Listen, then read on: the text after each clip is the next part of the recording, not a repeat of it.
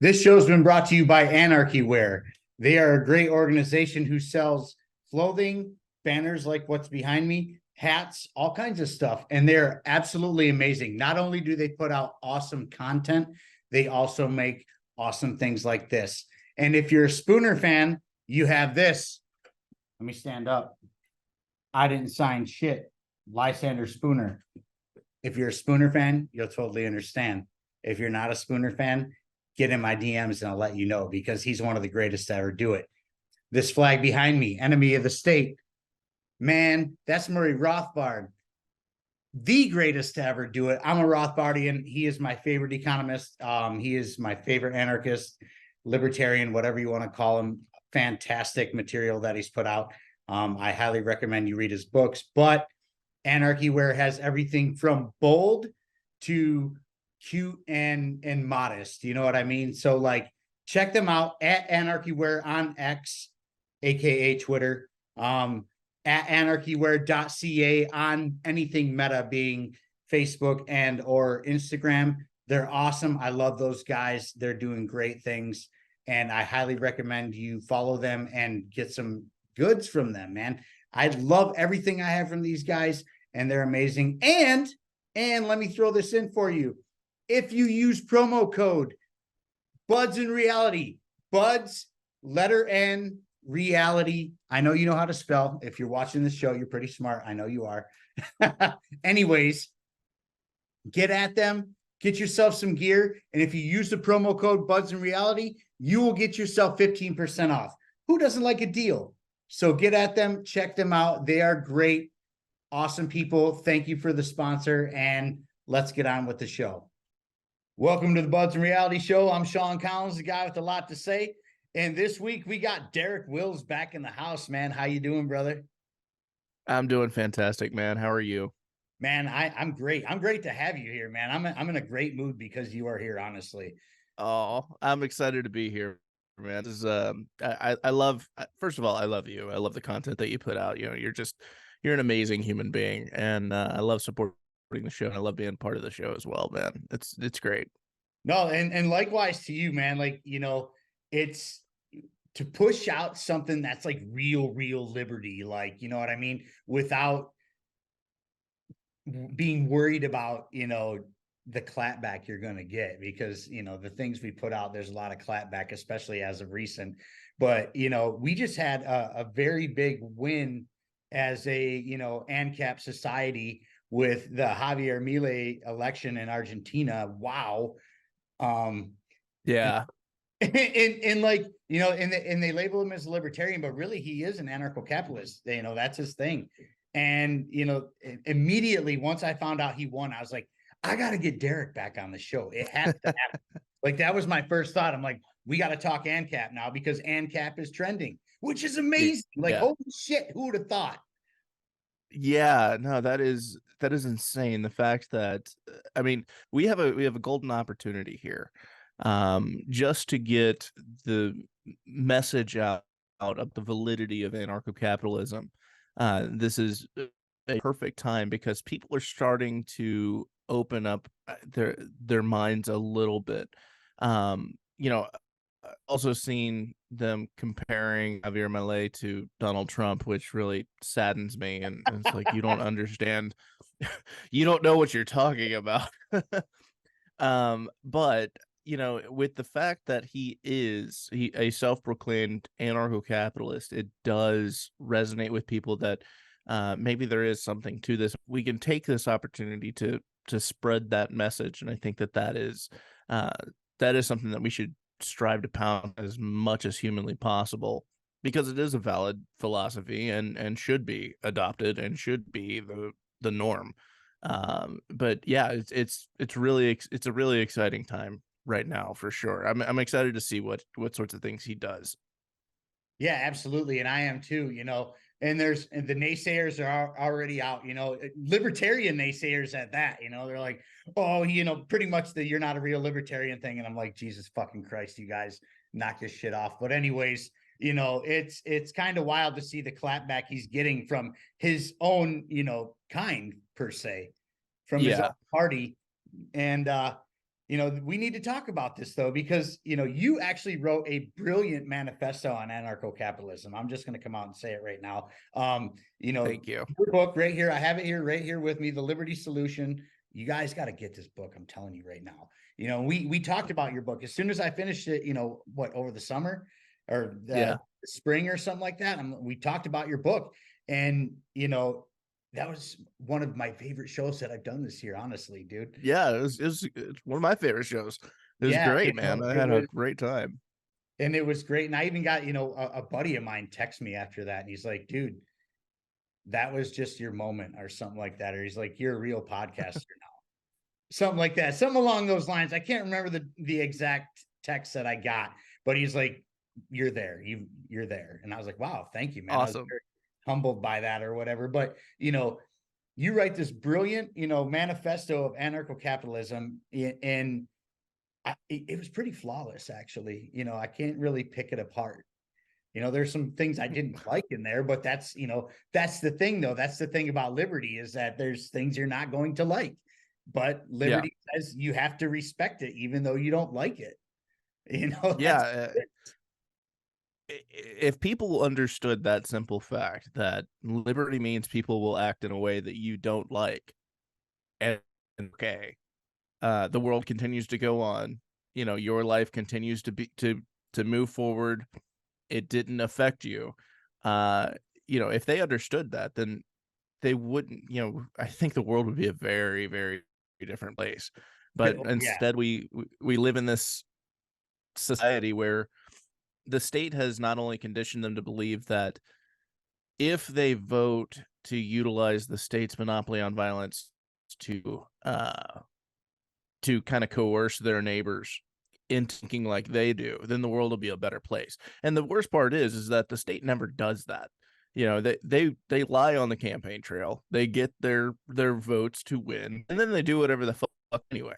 So it's like this weird Stockholm syndrome type setup that the state has been able to create, and it's solely unique to statism.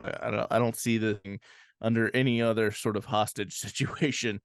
But yeah, it really is crazy to think that that's really what statism is about.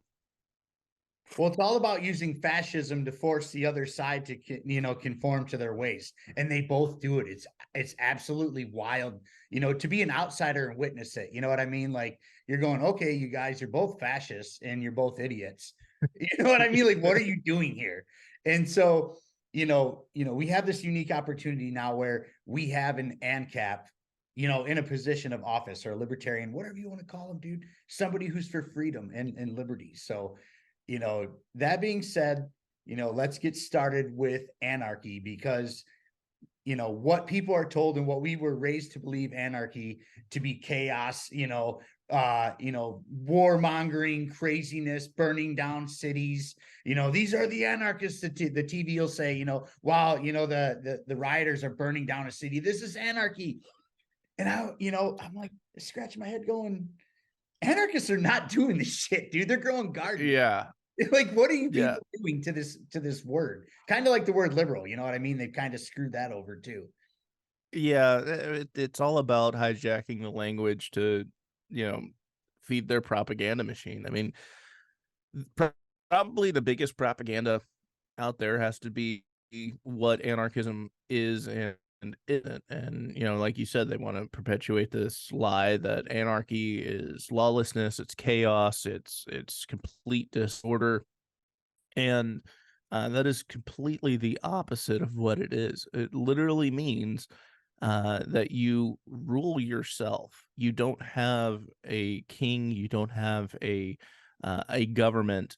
You don't have any entity that proclaims ownership over you, and that's what a ruler does. I like to equate it, because it's easy for people to digest. It's a master and slave relationship between the state and the individual. Because the state has more over the life, the body, and the property of an individual than the individual has. And a lot of people, particularly conservatives, which is weird, but conservatives will tell me well, no, I'm voting for somebody, and I still have a say over my life. And it's like, no, you don't. You don't, because you may continue to let's say you get your way. You wouldn't choose to act in those certain ways that are now illegal, but that's just you. But you can't. If you decided to change your mind, you couldn't, because the state would invoke violence against you. That is an entity having more of a say over your life than you do. And that is foundationally what is wrong with statism. And that is what statism is. It creates this master slave relationship between the state and the individual, and there's no greater evil than slavery, and Right. I think that we can continue to push the message of liberty, and people might start waking up. And even if they are like, well, I mean, there's still some necessities that the government provides, I'm cool with getting people to a minarchist mindset and then, pushing them over the edge, Well, Ron Paul figuratively was good for speaking. that. Ron Paul made all the men artists. Yeah. He was great. Yeah. God bless that man for that too. Seriously, because that Oh, kind of I know. got the ball rolling for a lot of people. For me personally, for sure. Yeah. Ron Paul was a fantastic individual. I absolutely idolize Ron Paul for what he's done. And honestly, I kind of wish that he would have talked about anarchism as a viable solution, but he probably would have gotten laughed out of Congress if he had done that. So I I mean, appreciate they his kind of approach did as that to him anyways. They were, talk about somebody who's in office that, always had people looking at him like, what the fuck? It was Ron Paul, man. Like well. even his own people, because he was technically a Republican, and the Republicans were like, hey, man, like, you can't be saying that shit. You know what I mean? Probably one of my favorite Ron clips is when he's on some talk show and somebody's asking him about heroin. He's like, we shouldn't have a war on drugs, and it shouldn't be illegal. If it were legalized tomorrow, would you do heroin? And everybody starts booing him. It is indicative of the cult mindset that we've established with this worship of the state. Like, oh wow, you want 7-year-olds to shoot up heroin? No, that's not what I'm saying. You're twisting what I'm saying around. But there's, so we get to the term anarchy, and the real term of anarchy is really no rulers, not no rules. It's no rulers. It literally means no rulers. So then you take the word capitalism, because there's anarcho-capitalism. Now the political spectrum's crazy, because there's actually an anarcho-communism, which totally boggles my mind, by the way, and it's even retarded to talk about because it's so redundant. Like it's jumbo shrimp, dude. Like, are you kidding me? Anarcho-communism, it doesn't work. It doesn't make sense. But anarcho-capitalism does. And capitalism in its truest form is probably one of the most amazing things in the entire world, because it's a true free market. It's a medium of exchange without any interference from government or bureaucracy. Yeah, it really is. I mean, the thing is, the phrase free market has kind of lost its meaning. A lot of it I chalk up to the the bastardization of language, especially from communists who hate capitalism. But I mean, free market, you can't get any more dumbed down than that. The market is free to act, and if you inject the state into the market, it is no longer free. I mean, it's basic language. And the thing is, all capitalism is, people think that, oh, it's a system designed to keep the rich richer and keep the poor poorer. It's exploitative. And when all it is, it's like, you don't realize what capital is. Capital is not just money. Capital is not just product. Capital is any property that you can utilize to get some sort of return on investment. Oh, well, there's a fancy phrase that I don't quite understand, so I'm going to be scared. No, a return on investment is simply you coming out on top for something that you invested. That could be, I'm going to go to work for this individual, X dollars an hour, and I'm going to, for him, he's going to pay me money. And I agree to that. That's a return on investment. You are investing your labor and you are getting a wage in return. That's an ROI. Right. There are other ROIs that exist, certainly, but that is a very basic ROI. You are using your capital in a voluntary exchange in order to get something that you want. You value that money or that wage more than you value the labor that you are providing. That's an ROI. That's capitalism. It's Right. just a free and voluntary exchange of your private property, whether that be goods, real estate, product, services, or your own labor. That's all that it is. It is nothing more than that. To say that it is dishonest or misunderstood at the best is that people misunderstood what it means, and they need to kind of be, they need to get brought back on course as to what it means, and all of the superfluous details that they've been propagandized to believe need to be dismissed. But that's really all that it is. Simple, free, voluntary exchange of private property. Nothing more, nothing less. Exactly. And the people who blame capitalism on like wages and stuff, when people were really like, the wages, the wages, the wages. And I'm like, wait a minute, you guys, when you agree to a job, you have consented to that pay. Once you agree to that job, you have then consented to that pay scale, right? Now the government comes in and takes half your money, right? Mm-hmm. And then you're going to complain about the wage that you consented on, but really, who's your oppressor at that point? Yeah, it's probably the entity that's legitimately stealing the fruits of your labor, before you even get paid, or even after you get paid. It doesn't really matter. But they I have them mean, believing that that's capitalism's fault. They're saying the capitalists are taking advantage of you. I mean, they spoon feed this shit to these people, and they're eating it up. And it's like, dudes, it doesn't have to be like this. You know what I'm saying? It's so wild. no kidding. So, I sent out this tweet back in October, but I love it because it highlights just how much people are getting stolen from.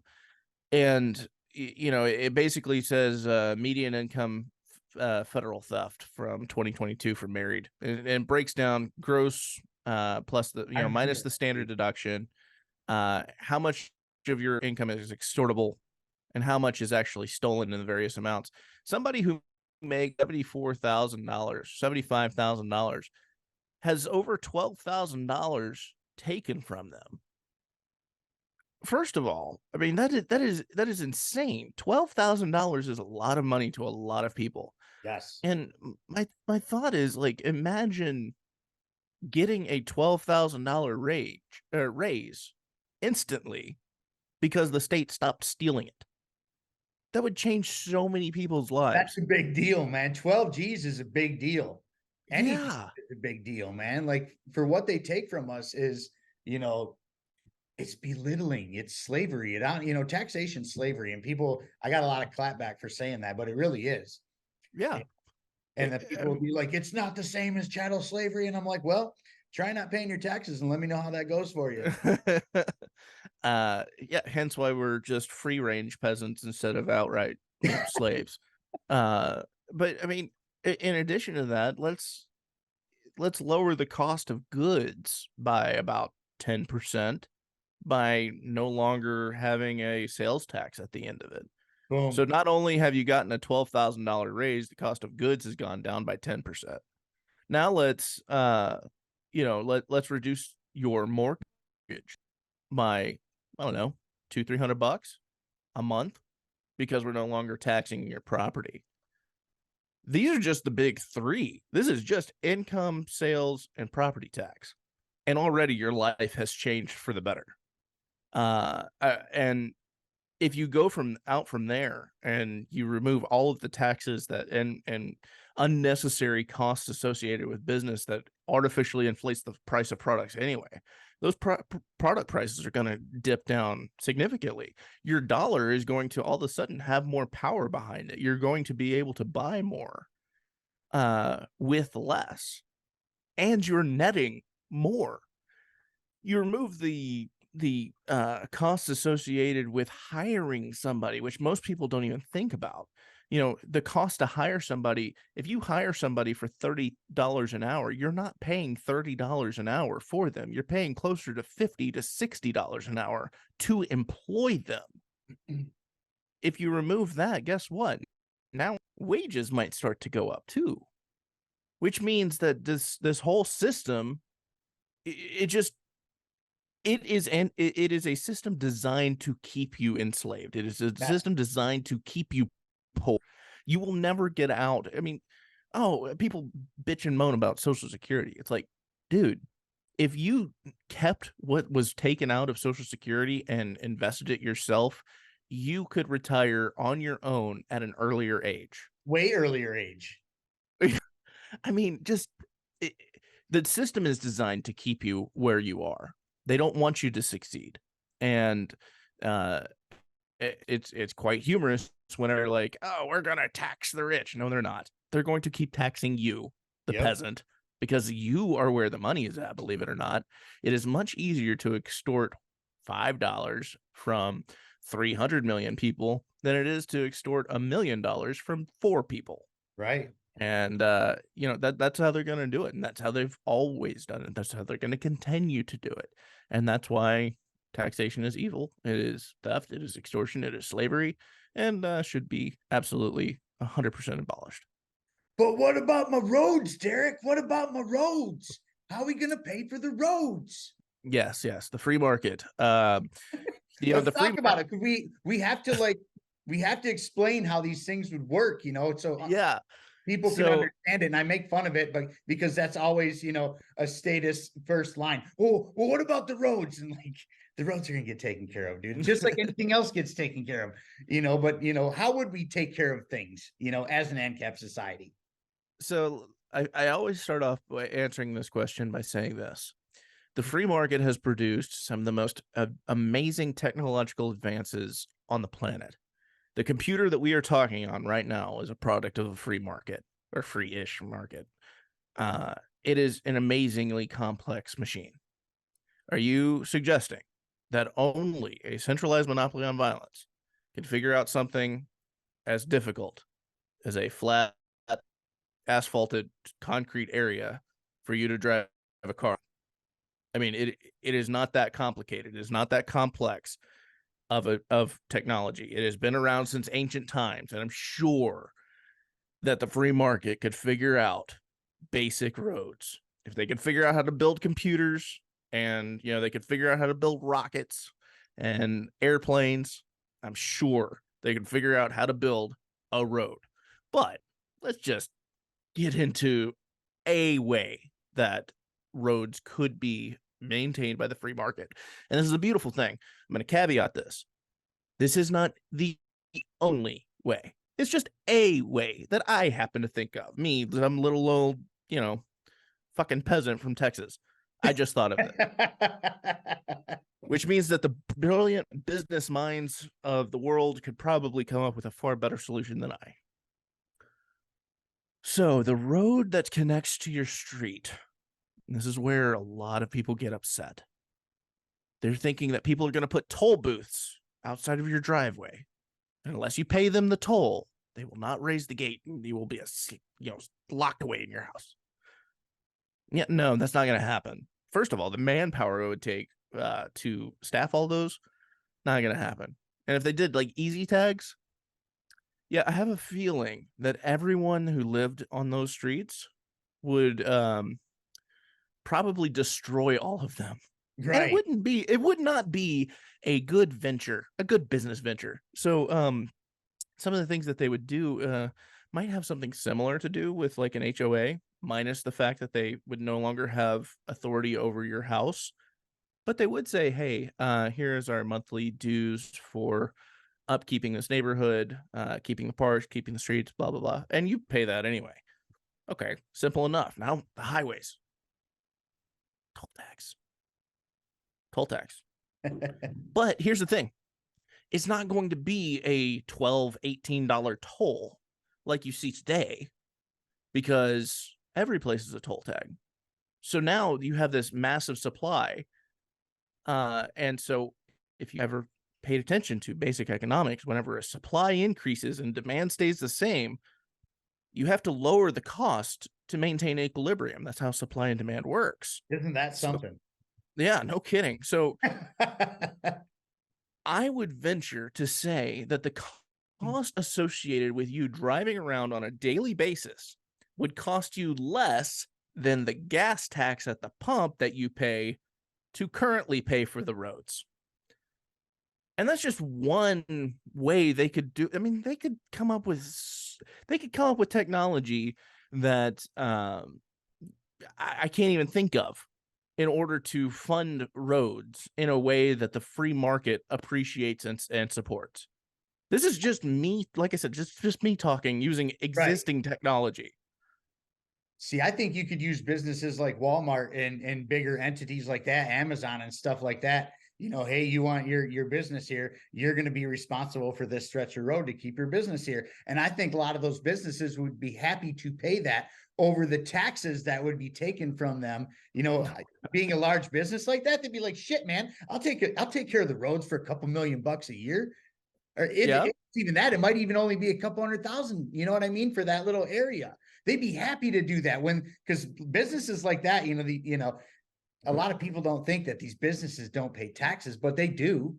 They do pay taxes. And I think they'd be much happier just, helping out with a little bit of roads over the taxation that they're paying right now. I promise you that. Yeah, Amazon might say, hey, just drive on this stretch of I-10 that we own. You can either pay us a monthly membership of, 25, 30 cents a dollar, a dollar a month, whatever, or it's free and included in your membership, Like it can all be done. It doesn't have to be hard, but people are so hardwired, that we need this government force to tell us what to do and how to live our lives and whatever. And it's very crazy to me that, there's not a lot of leaders anymore.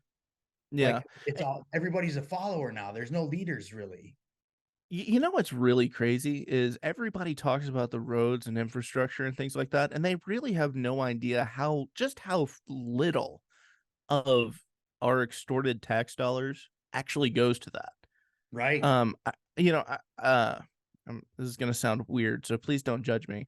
But I went back and recently re-listened to my own audiobook, just because I wanted to see what I thought of, my book 2 years later.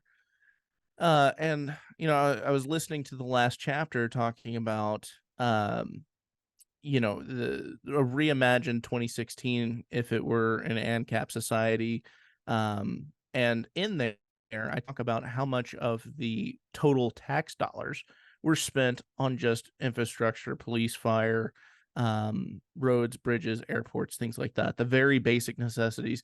And I want to say something along the lines of it's in the book, you can find it, but something along the lines of of the over $6 trillion of tax revenue in 2016, only about 1 trillion of it was spent on all of those basic necessities. This show is sponsored by Infinite Zeal Syndicate. You can follow him on Twitter @_Infinite Zeal. He is a great liberty-minded fella that just wants to share the message of liberty and also has fantastic merch like this hat I'm wearing right now. You see me wear it on every show. He's a great gentleman, and I highly suggest you give him a follow because he's one of the good ones, ladies and gentlemen. Now let's get on with the show. Where's the other $5 trillion going? Why is that there?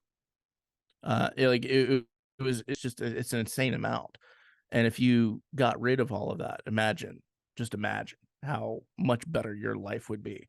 The thing is, like, if you abolish the government, it would be better for every single person. Every person would have a better life. Yes.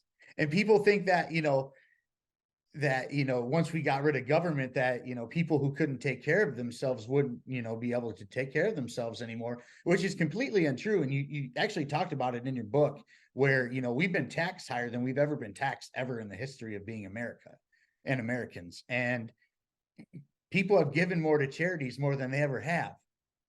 Yeah.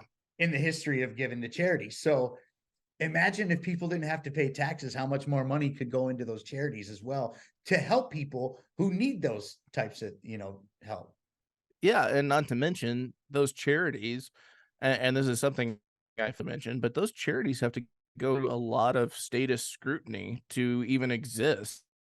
A lot of financial reporting and things like that to keep their tax exempt status, their the 501c3 or whatever status. And it's a pain in the ass for them. And if you got rid of the necessity for that, that frees up a lot of resources for them to put back into the charity to make it that much better. And people would be able to well, they would have a fiduciary duty. Well, they do have a fiduciary duty to helping those who are less fortunate, but they would have more resources to help them do that. And that's assuming people don't donate more, which they would just by default. I mean, people are charitable, but whenever you have the government saying, "Oh, we'll take care of that on your behalf," that they kind of like, "Oh, well, I guess I don't have to anymore," and yet they still do. But if that safety net was no longer there, man, it would be much better for everyone. For the people that are going through hard times, it would be better for people who are going through great times. It would be better for millionaires, billionaires, and the lower class, middle class. It would be better for every single individual. A middle class would be able to come back in an anarchist and or libertarian society. Honestly, like there's no middle class anymore. You're either rich or you're poor at this point, and I'm definitely not on the rich side of things. So I get how this is going. You know what I mean? But, I firmly believe that, all these entities that people are so worried about, police, fire, schools, whatever, can all be taken care of through business, charity, and state lotteries. People don't realize how much money goes through the state lotteries. We're talking, if they're able to give out $1 billion a win, you know what I'm saying? That's some serious fucking cash that goes through those state lotteries. That could take care of schools, police department, fire, all those things. It could totally take care of those things. Yeah, and honestly, that wasn't even something I even considered. Look at you. I mean, yeah, this is great. More great ideas of how you could fund necessities without the government and without a monopoly on violence, which has only proven itself to be tyrannical and evil and unnecessary. That's the other aspect. Unnecessary. I actually have a good story about a client of mine that I worked for over the summer. He lives kind of on like a private road or whatever, and they wanted to get it paved. And the city was like, okay, it's going to be, I can't remember what he said anymore. It's going to be like hundreds of thousands of dollars. And it was going to take like months for them to do this little stretch of road. I think there's only 6 or 8 houses on this little stretch of road, right? They came together and said, hey, let's do this on our own then. Let's see how much it's going to cost. They call this company and just say, how much is it going to cost to pave this stretch of our roads? $78,000. The homeowners all came together and figured it out, and there was a couple of homeowners that couldn't, come up with the amount they needed to come up with their share, but the other homeowners threw in for them voluntarily. It is amazing. Now, mind you, they were told hundreds of thousands of dollars and months of work. They got it done for like $78,000, I want to say, and it happened in a couple of weeks. Voluntarily. Wow. Voluntarily, they did it on their own with no state whatsoever. If anybody out there is listening and saying anarchy has never been tried and has never been successful, that right there is anarchy in practice. Yes. I was like, are you people anarchists? He's like, what? It was so funny. And actually, I got him to listen to one of my shows. Cool. Got into talking or whatever. He listened to my show with Noah Olin. That happened to be the one that got taken off of YouTube. They took it down. Oh, wow. YouTube got me. Yeah. YouTube got me once, finally. But yeah, man, these things can happen, and people are genuinely good for, yes. There's bad people, don't get me wrong, but 99% of the people in the world are just going about their day and minding their business. This is a fact, dude. And it's even more than 99% of the people. You know, this crazy shit they show on TV, and I say this constantly on this show, they don't give a shit about me or Derek or anybody who just goes to work and goes home and lives their life, dude. That's not news. They want to talk about the guy, you know, who grabbed his firearm and shot up the school or the mall, or, you know, some brutal attack, or, you know, rape and murder and, you know, everything that you see on TV. That doesn't even constitute for 1% of the population, but they got people so shook, you know, and it's always, well, we need more government to fix this. Yeah. We always And need more government. yeah. Yeah. I'm looking for something. So somebody had said something. I can't find the exact tweet, but I'm going to search for it, and I'm going to turn it into a meme because it is amazing. And it was something along the lines of, if people are inherently good, then government is not needed. And if people are inherently bad, then government is not possible, or government cannot exist, something like that. Because it just highlights the fallacy, or the fallacious argument that, you know, if you need government to control people, well, the government is made up of people, and they don't transcend into some morally superior form of hyper intellectual being that is morally uncorruptible.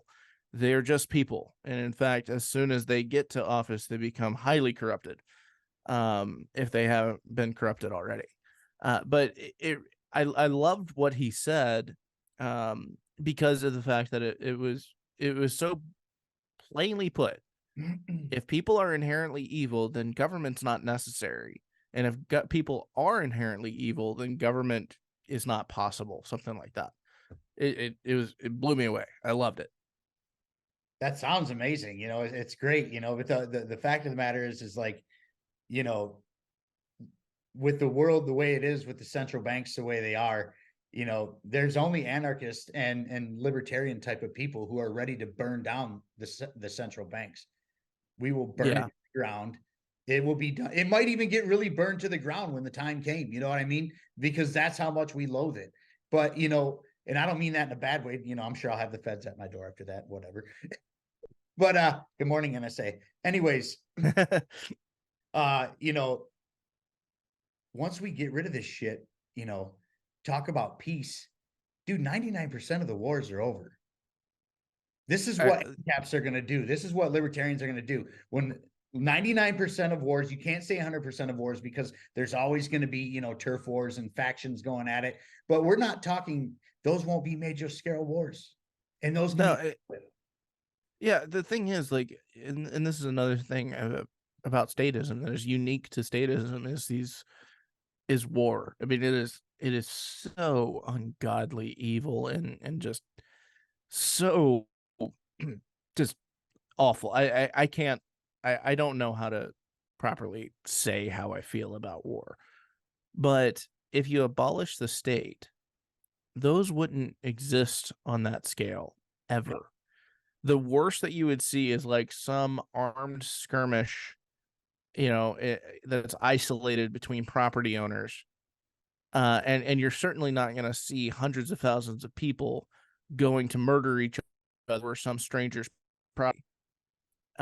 It would be very small scale and over in a matter of days, maybe. I mean, that right there, that is how you world peace, is to abolish the government. Right. Right. And, you know, there was, you know, Rothbard talked about it in a for a new liberty, about 17th century Ireland. I love using this concept because he went into detail about it, where, you know, Ireland was a stateless society for about 1,000 years, and there was still police, and there was still, you know, a jury per se. You know, they were the Tuathas. The Tuathas were the police. Okay. And they knew the laws of the land, and they policed themselves. And then the Breons or the Brehons, or you know, I don't know if I'm saying it right, but they were kind of the jury who knew the laws of the land as well. And they did this all within themselves, within the community, and it worked for 1,000 years. It wasn't like people were just getting away with whatever. People were getting in trouble if they fucked up, you know. But it was it was them policing themselves. And I know that, that was a different time or whatever, but I think it was a lot harder to live back then than it is now. Absolutely. And they I mean, made that work. in this digital age, things like this would be exponentially easier today than they would have been, back whenever that happened. And it worked for 1,000 years. Um, and I need to go back and reread For a New Liberty, because I remember Rothbard talking about this. But I also remember thinking that there was some aspect about it that I didn't think quite fit anarchism, and I think it was the Tuatha, but I could be wrong. But either way, it was a far better example of society than we have today. There was no official constitution, there was no official legislative or executive branch. There was only people living their lives, and it really was a far better time. And God, I just can't speak any more. I can't. What am I saying, man? English is fucking hard. I can't say anything good about the state because there are no good aspects about the state. The state does nothing positive. It is not a positive in anybody's life. It is a net negative. And as the philosophy goes, you should remove all negativities that do not serve you from your life.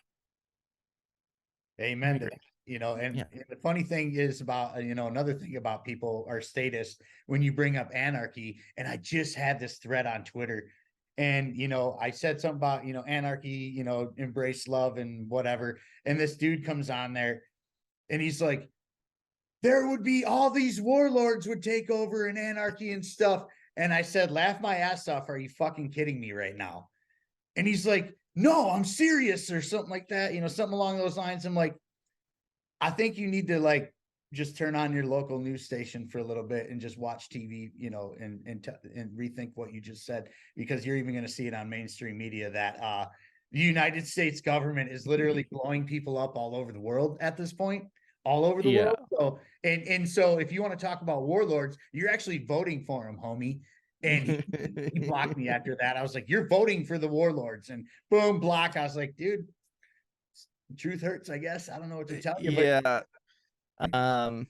War a unique feature of the state. And it's funny that everybody who dissents against, anarchy, the idea of anarchy, they always cite things as if this doesn't already do that. Oh, well, if we do that, it'll just mean might makes right. You mean like the government? If we do that, all the warlords will take over. You mean like the government? I mean, literally every rebuttal they have, like, dude, that's the government. Yes. Your objection to anarchism is that the government will form. Then your objection should be to the government. Some things just, I have to laugh at some things, because what makes sense to us doesn't make sense to a lot of people. And, it's one of those things right now where, right now there's a big rift in the Libertarian Party, and there's a lot of fighting or whatever everywhere. It's all over the place. Especially in my state party. I just did a show about it recently. But the fact of the matter is a lot of it comes down to the anarchist libertarians to the actual true libertarians, right? Mm-hmm. And a lot of them will be like, well, libertarians are still statists and blah, blah, blah, and I'm like, well, libertarians are actually the closest to anarchy that we're ever going to get. So, I embrace these people. And, Larry Sharp had said something, though, on my show when he came on a while back that really stuck out to me. And he said, that the hardcore anarchists and the hardcore ANCAPs, they're needed in the Libertarian Party, because they're the ones who are going to keep them from going, Republican light or Democrat light. Oh, wow. Larry Sharp. That is profound and true.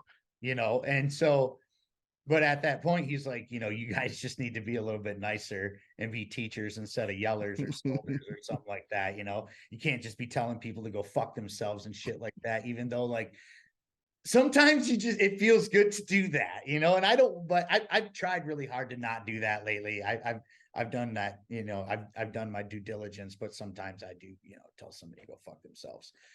Yeah, and if I was given the choice of the status quo or to wave a magic wand and have a minarchist state, I would choose the latter in a nanosecond.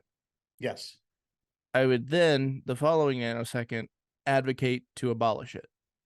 But I would definitely choose it over what we have now without hesitation. Oh yeah, absolutely.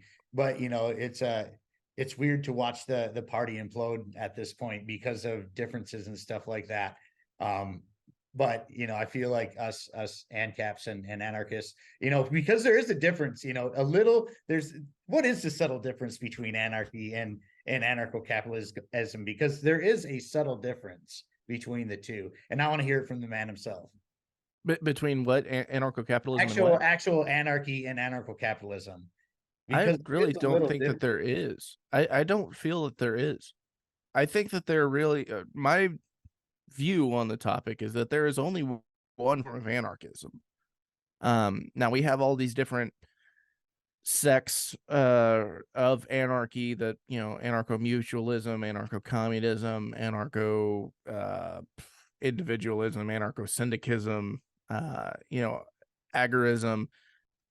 I really think that unless it is anarcho-capitalism and capitalism as I defined it earlier, that is the only true form of anarchism that can exist.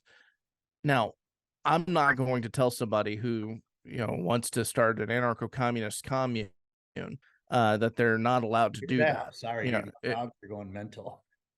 I can't even hear them, man. Thank God. I'm sorry. Sorry to interrupt you, but I was like, oh my God, my fucking dogs right now. It's all good. But if 50, 100 people in an ANCAP society want to start their own anarcho-communist commune, by all means, go for it, man. I mean, if it works out, great, power to you.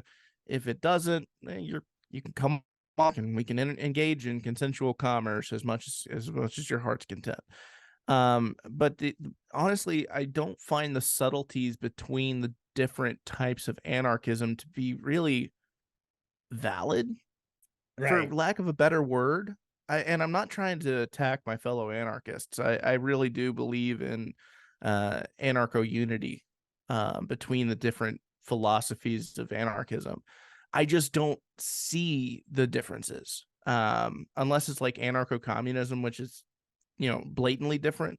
But it doesn't make sense. Yeah, but when talking to other anarchists who are like, no, I'm not an ANCAP, but I'm this, and everything they say I agree with, it's like, we're the same, right? I don't see the differences here. And quite frankly, that's okay. Label yourself however you want to label yourself, label your philosophy however you want to label it. I will do the same. And if you start railing against my philosophy, then we'll engage in conversation. And if you have a misunderstanding about how I promote anarcho-capitalism, I'll address it. And if you agree, great. If you don't agree, okay, that's fine. We could still be friends. I'm not going to advocate to have the state come murder you because you disagree with me. Right. But honestly, to answer your question, I don't see a real difference in anarchy generally and anarcho-capitalism. What are the differences that you see? The only subtle difference that I see, and this comes from like a very, very, very, very hardcore anarchist side, is that some, I won't say a lot because I don't know if it's a lot, but I know that some super hardcore anarchists don't believe in money. They believe there shouldn't be any money at all. And that everything should be, done through trade and barter and stuff like that. Well, I mean, money is just a mutually agreed upon medium of exchange. Yes, exactly. So I don't believe that there should be a centralized money. No, absolutely not. I think money should be private. Like the cryptocurrency industry has become, or precious metals. I mean, hell, you got countless private mints that mint bullion all every day. That's privatization of money. I'm not going to advocate for any centralized money. And even then, it's like, do you want to abolish money itself, or do you want to abolish a centralized, controlled money? Because I'll agree with you on the latter. I Right. don't know how society would function without some standardized, mutually agreed upon medium of exchange. I mean, you could, and example I use in the book is, if you have 20 ears of corn you're trying to sell and somebody can only offer you 5 chickens, is that a good trade? Well, it depends on your perception. It depends on their perception. It depends on, well, how old are these chickens? What are their health records like? Do I need chickens? No. Oh, well, sorry, dude. I'll keep my corn then. And, whereas if he had a some sort of standardized current, money that we all, hey man, I'll give you half an ETH for a couple of ears of corn. Cool, done. Right. Well, half an ETH for 20 ears of corn would be very, very, very expensive, but you know what I mean. Right. No, I totally I'll get give you it. But 0.04. I don't think there should be a forced one form of money, a centralized currency like we Right. have now. I think that's insane. I think that there should be multiple forms of currency. I think money should be free through the people, through a free society, through a free market. Nothing should be forced on them. If I wanted to take your book and use it as a form of currency to get myself something, I should be able to do that. You know what I mean? Absolutely. Or As this long as it is phone, mutually agreed upon. yes, as long as it's mutually agreed on. You know what I mean? Like we shouldn't be forced to use a currency that is constantly debased on a daily basis, which makes our lives much more expensive. But that's what we're forced to use.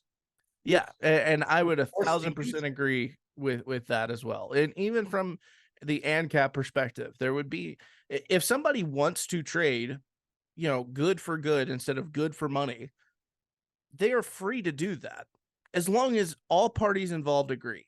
Yes. And that's what it is. To me, anarcho-capitalism is voluntarism, is anarchism generally. That's really all that it is. And honestly, I wish that it would just be called anarchism, because I know the stigma that's around the capitalism, because it's, that word has been bastardized a lot. Oh yeah. Oh yeah. But at the same time, it's like, there are so many different offshoots with some semantical differences in how it should theoretically work. I'm gonna stick with this for as long as it's necessary. I do like the term voluntarism a lot. Um, I don't see any difference between voluntarism and anarcho-capitalism at all. I Zero. don't either, really. The labels will be, I almost feel like all these labels will be the demise of, the whole thing. The same thing within the Libertarian Party, because there's, 19 different caucuses and they all want to do their own thing. And it's like, how are you supposed to unite if we're going to have all these different labels on ourselves? It's kind of like, racism is never going to go away if we keep labeling ourselves. True. It's kind of the same concept. You know what I mean? You're right. I don't want to totally, say it like that, but in a way, it's kind of the same concept. No, you're 100% right. I can't take any issue with what you just said, and I kind of wish that we would do away with some of these labels. But it's what we got at the moment. I don't know how to abolish it myself. So I just want to abolish everything. That's the thing. But capitalism is a beautiful thing. Capitalism is the reason why I have this Infinite Zeal hat. Capitalism is the reason why I have this fuck the state flag. Capitalism is the reason why, I have this. Hang on. This is one of my favorite. My mom actually got me this. It's Spoons and Forks. And I love that. flipping you off or whatever. You know what I mean? This capitalism gives you things like this. You are able to have things like this. And I think this is a good area. I know that we're kind of going a little long, but I want to mention something that doesn't really get talked about a lot, and that is the idea of intellectual property. Now, you brought up the flag that's behind you and behind me. Now, I designed this as a meme, right? But our good friends at AnarchyWear decided to turn it into shirts and flags, and now they have patches, and I think he's working on a couple other things. Yeah. If intellectual property were a thing, I would I would utilize the state's monopoly to go after him for stealing my idea. That is, it's not valid. Intellectual property is the idea that you can monopolize and use force for ideas. It means that if you take a meme and repost it without giving credit to the original creator of said meme, that the state can invoke violence against you. That's not right. It is to say that the chocolate chip cookie can never be remade without paying royalties to the first person to ever invent the chocolate chip cookie for inventing the chocolate chip cookie.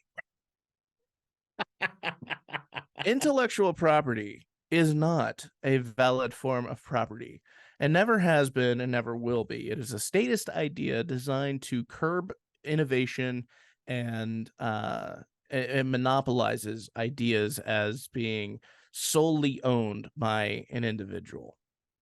I cannot claim ownership over that flag or the design of that flag because I just created it for a meme. And somebody was like, you know what, this is great. I'm going to start making product out of it. Good for them. I wish I had thought of that. I don't have any right to claim ownership over it.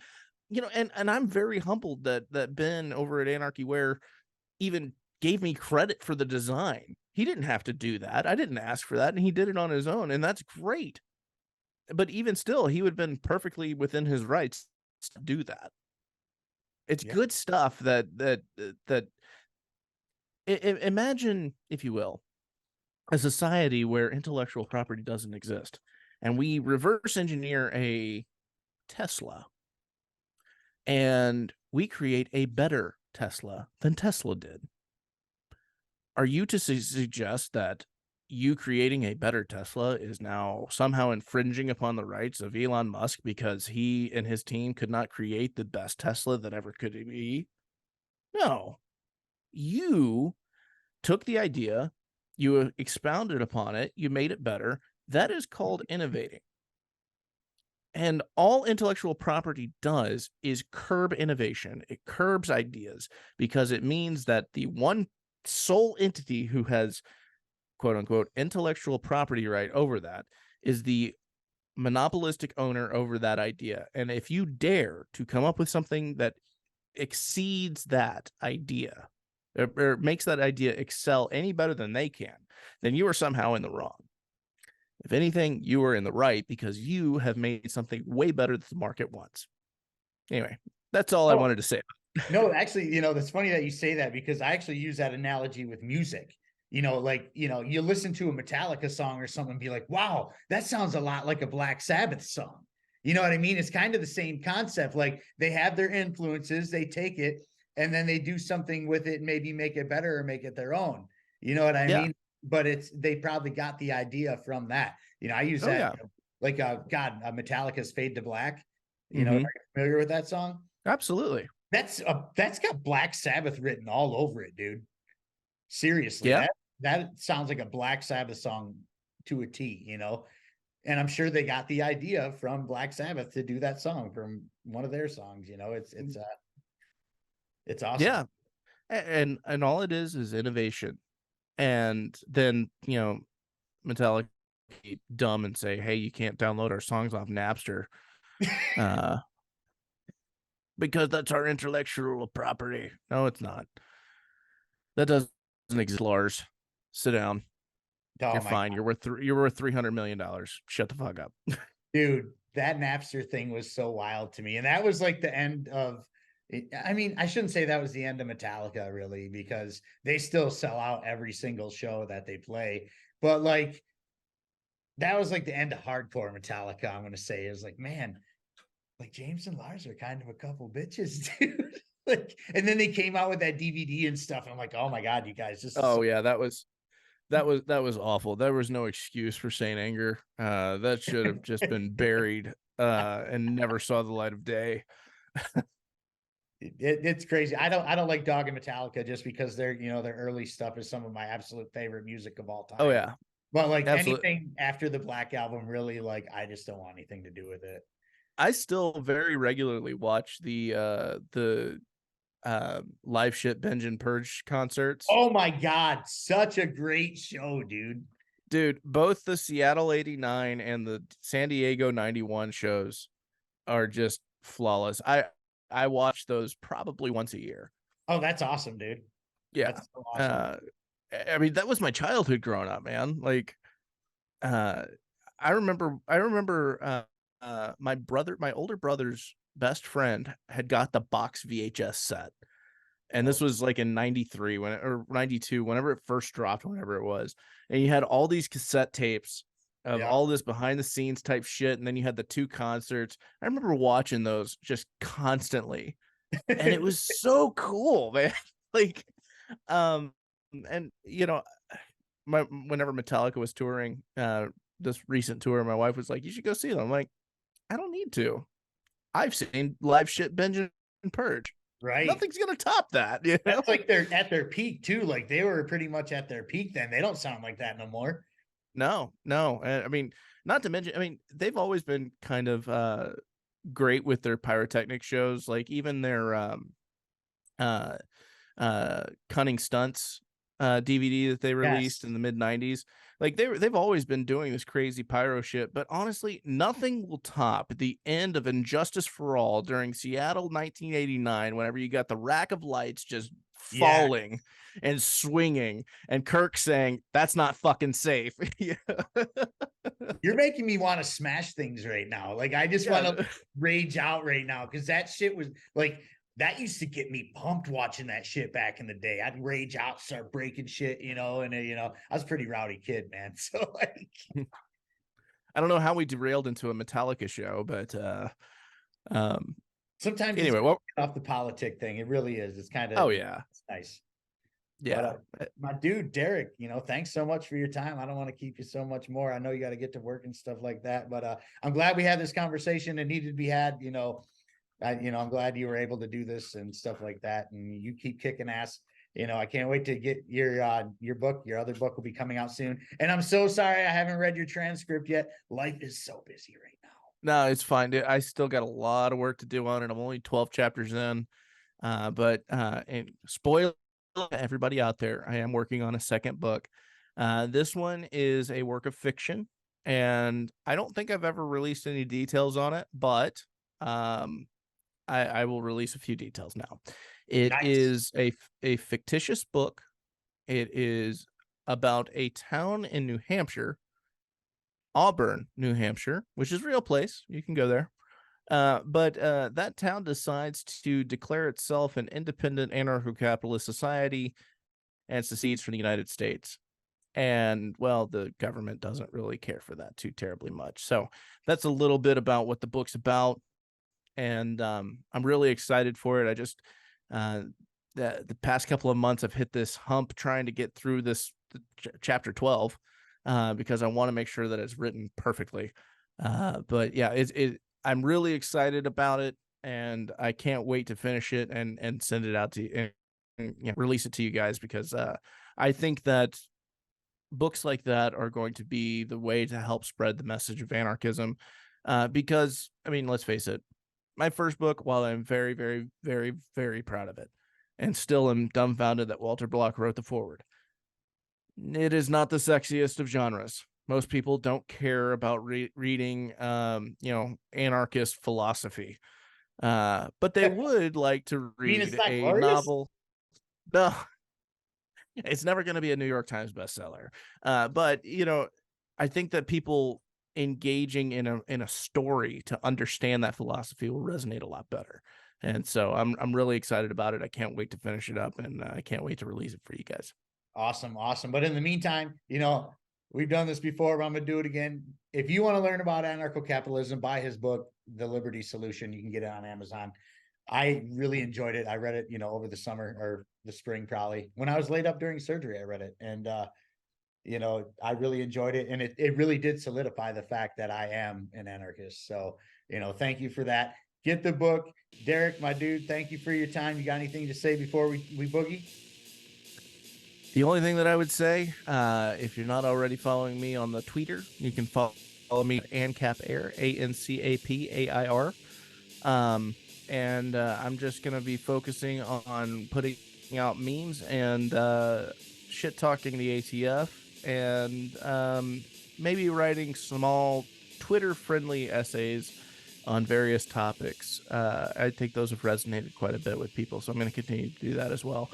Just putting out little liberty for one tweet at a time. That's what I do. But anyway, I appreciate you having me on, man. This has been wonderful. I love coming on your show. I love talking with you. I love interacting with you, and I really, really appreciate it. And likewise, sir, this is, it's been a cool journey, hanging out with you, doing this, and, fucking around on the Bird app. Well, it's not the Bird app no more. It's Malcolm X now, but it's, it's been great. But until next time, y'all, peace, love, and liberty. Be good.